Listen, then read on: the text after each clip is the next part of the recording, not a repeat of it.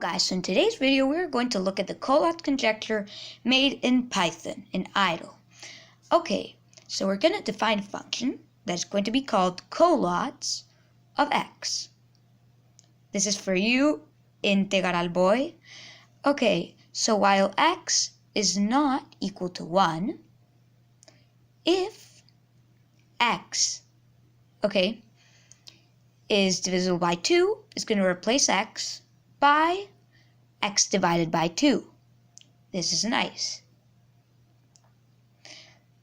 So else, what's going to do is x equals 3 times x plus 1, because you know how the Collatz conjecture works, right?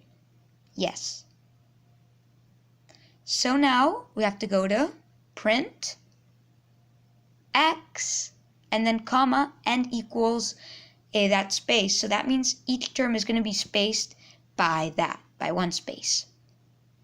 Let's go try it out.